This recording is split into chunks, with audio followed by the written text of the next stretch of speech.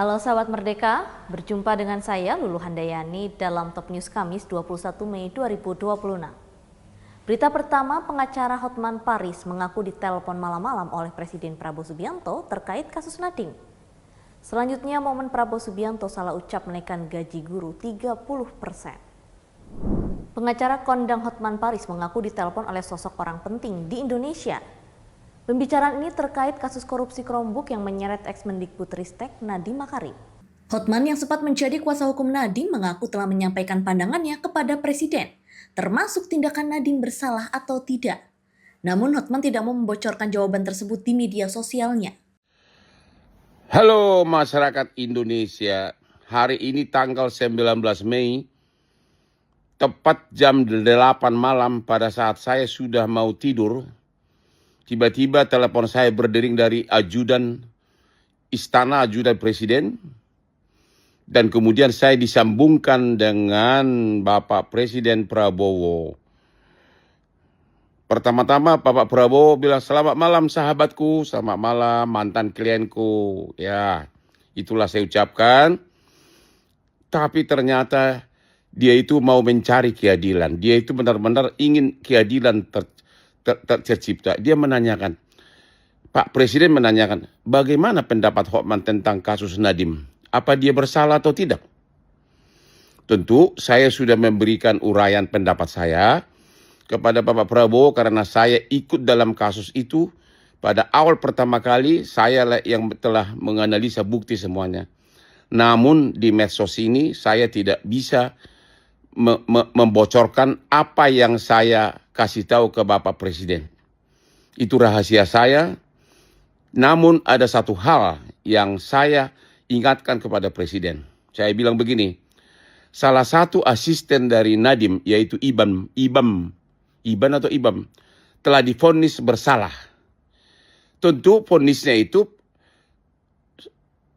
mungkin besar dikaitkan dengan bahwa asisten bekerja sama dengan siapa. Kalau asisten divonis bekerja sama dengan siapa? Kalau majelis itu sudah memvonis asistennya, kemungkinan besar dia terikat kepada putusannya, maka bosnya pun juga akan divonis. Itu saya kasih logika. Saya belum membaca putusannya Ibam, tapi kemungkinan besar asisten itu divonis dalam rangka membantu majikan atau minimum bersama-sama. Jadi saya mengatakan yang paling kemungkinan terjadi adalah majelis hakim akan konsekuen dengan putusannya seperti yang dilakukan terhadap Ibam. Karena kalau asisten sudah divonis, tentu asisten itu divonis dalam rangka apa? Apakah membantu bosnya? Andalah yang jawab. Anda sudah tahu jawabannya. Oke? Jadi saya bilang sama Bapak Presiden, kemungkinan majelis hakim akan terikat dengan putusannya yang terdahulu. Tapi apakah Nadiem bersalah atau tidak? Saya utarakan secara jelas ke Pak Presiden, tapi saya tidak mau membuka di forum medsos ini. Oke, saya mau bobo dulu. Tapi benar-benar memang Pak Presiden netral, dia berusaha mencari fakta sebanyak-banyaknya. Ya, namun apa boleh buat, persidangan sudah hampir berakhir. Presiden Prabowo Subianto menyampaikan langsung kerangka ekonomi makro dan pokok-pokok kebijakan fiskal RAPBN tahun anggaran 2027 dalam rapat paripurna DPR RI di Kompleks Parlemen Senayan, Jakarta pada Rabu kemarin. Dalam pidatonya, Presiden Prabowo Subianto mengatakan negara maju memiliki kepastian hukum termasuk soal kenaikan gaji. Prabowo menyebut negara maju memiliki kepastian hukum. Oleh karena itu, Prabowo menaikkan gaji hakim. Namun saat menjelaskan, Prabowo sempat salah menyebutkan gaji guru. Tidak ada negara maju yang tidak unggul dalam memberikan pelayanan publik. Pemerintah harus menjadi pemerintah yang unggul, membantu swasta menciptakan lapangan kerja. Tidak ada negara yang maju kalau pemerintah yang lemah, birokrasi yang lemah. Tidak ada negara maju kalau tidak ada kepastian hukum. Karena itu pemerintah saya telah menaikkan gaji-gaji guru. Ada yang sampai hampir 300% naiknya penghasilan guru-guru, hakim-hakim kita. Maaf, hakim. Saya sekarang bangga karena mendapat laporan Ketua Mahkamah Agung kita penghasilannya lebih tinggi dari Ketua Mahkamah Agung Singapura. Dan juga hakim-hakim paling junior kita gajinya lebih tinggi dari gaji hakim-hakim junior di Malaysia.